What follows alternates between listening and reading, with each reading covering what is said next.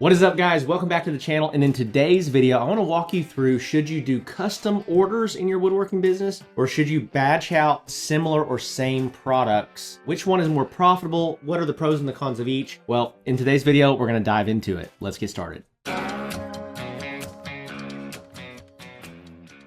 All right, well, as always, welcome back. I'm your host, Zach Vaught. I'm super excited that you're choosing to spend some time with me today to continually improve upon your business, right? Continually be learning, continually be growing. And in today's video, specifically, I want to address the question, should you be doing custom orders in your woodworking business? Or should you have one product that you just batch out in groups of 10 or groups of 50 or groups of 100, right? Should you customize it to what the customer wants, or should it be a standardized product that everybody gets the same exact thing? There are definitely pros and cons of each, and I want to walk you through each of those things today, and then I'll give you my final verdict toward the end of the video on what I think is probably the best option for you based on where you're at in your business. And so let's start with custom orders. What are some of the pros of custom orders? Well, the pros of custom orders is that anytime that you feel like you're getting something unique to you, generally speaking, you're usually willing to pay a little bit more of a premium price for it, right? And so this is one of the biggest challenges when you first start your woodworking business, especially if you're doing custom furniture, where you build a table and then you hope to sell it, right? You build a table and you list it on Marketplace, or you list it on Facebook groups or whatever that might be, and you hope to sell it. And what eventually usually happens, not always, but what usually happens is that it's never quite the right length, it's never quite the right width, it's never quite the right color. And when you thought you were going to get $1,000 or $1,200 for it, you can't ever seem to get that, and you end up selling it for about $750 or $800 just to move it so it doesn't stay in your garage,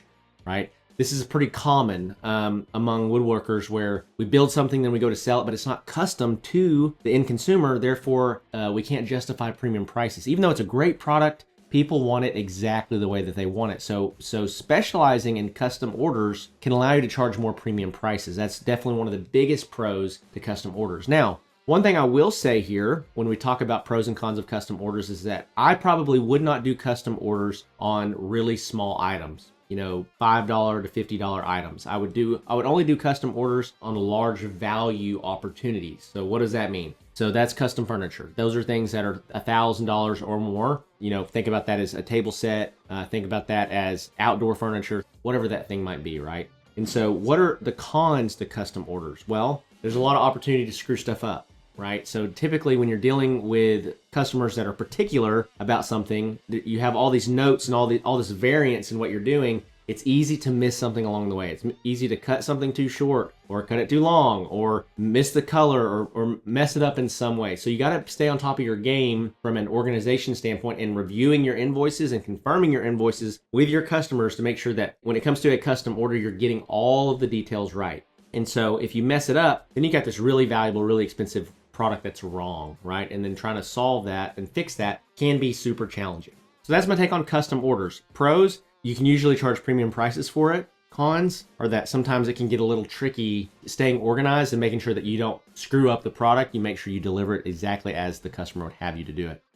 Hey, I interrupt myself with myself to tell you that this video is sponsored by Jobber. The reason that we partnered up with Jobber is not for any reason other than, in my opinion, it is the single greatest tool for custom furniture makers, for woodworkers out there right now, to track their leads, to communicate with their customers, to send estimates, send invoices, plan production, plan deliveries. It's an all-in-one platform where you can do all of these incredible things. So I just want to encourage you, if you're looking for a one-stop shop system that's really going to help you stay organized, Jobber is the best place to go. If you click on the link in the description below, right now you can get a 14-day free trial, and then from there, they give me an exclusive discount for those of you that are following the channel. And so be sure to click the link below. If you're trying to systemize the business, I cannot recommend this enough. So with that, let's get back to me talking about more things about woodworking. Now, one question that you might be thinking is like, okay, well, Zach, you always talk about having standardized products. So how did you do custom orders if you had standardized products? So in my business and in what we teach all of our clients inside of the Woodworking Business Accelerator program, what we do is we have a standardized design, right? So we have this design that you can pick, but then we give the customization power to the client as far as length, width, color, wood options, so on and so forth, right? And so because of that, we give them a place to start in their mind as far as a creative component is concerned. So as far as, I don't know what I want. Well, here's 20 different designs that we offer. Which one of these designs resonates with you the most? And then they can pick a standard design, but then from there, they get to customize all the specs of that design: color, wood, length, width, etc. And so we found that to be a good sweet spot for clients, that if we just say, hey, we can do anything and do everything, they usually have information overload. They don't know what to suggest or where to even start. But if you can give them a place to start, you can help them narrow down on a decision much, much easier. That's for custom orders. Those are the pros and cons of custom orders. Now, what about batching out standardized products? The challenge of batching out standardized products, and the biggest challenge, is distribution. Let me just say this. If you can build a business that thrives on one standardized product, it's going to be way easier for you to manufacture that product than it would be for you to have a custom orders business. However, most of the time, what people run into and the challenges that they run into is that they can't find a product. It's very difficult to find a product that has widespread appeal, and it's also difficult to market it in a cost-efficient way so that you can just sell the exact same product to everybody that might be interested in it.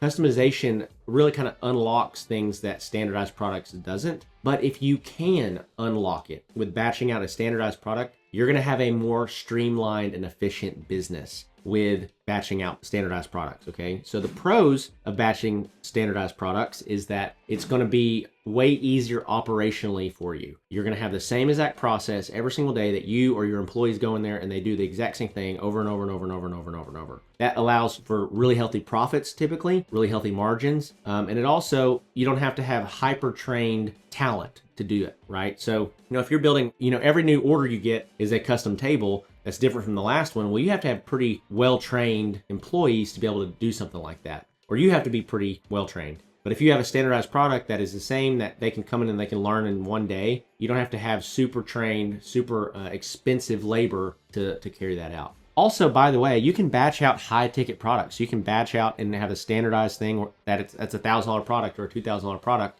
And if you can do that, that's really the best of both worlds, where you're selling really expensive goods and you're batching it out. But most of the time, when you're batching out products, they're going to be lower ticket products, $500 or less. And you need to have really good distribution and really good marketing in order to hit your revenue goals, right? Whatever your revenue goals may be. Now, if your revenue goal is $5,000 a month or $10,000 a month, it's not that hard to do that. But if you're really trying to scale and grow a business to the 30, 40, 50,000, 100,000 and beyond per month mark, you're going to need really good marketing, really good distribution. And also, when it comes to batching out standardized products, they need to be able to go to a website and just click and buy, which means that your user experience on your website also needs to be really refined, which for most of us in this space is not something that we're experts at. It's not something that we really know like the back of our hand.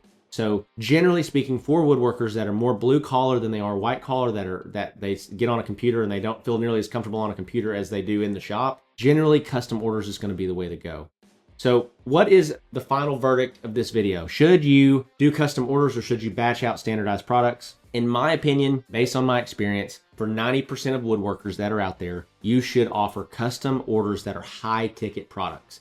If you offer custom orders that are low ticket products, you're not gonna be able to get enough volume, enough sales volume to hit your revenue goals. So you should sell something expensive, you should make it custom. You should be able to hit your revenue goals with just a small handful of new clients each month. And so that is really what we focus on inside of the Woodworking Business Accelerator program. It's what we teach our clients. That's how I grew my own custom furniture business to $75,000 per month. And it's how we've generated tens of millions of dollars in revenue for all of our clients as well. So there's nothing wrong with batching out standardized products if you have really good distribution and really good marketing. But typically those are skills that aren't just flowing out of you as a woodworker. Now, if you're a hardcore white collar marketing background distribution guy, have at it. But for most of us, we feel more comfortable in the shop. It was much easier for us to manage 3 to 5 conversations with clients a month than to manage 500.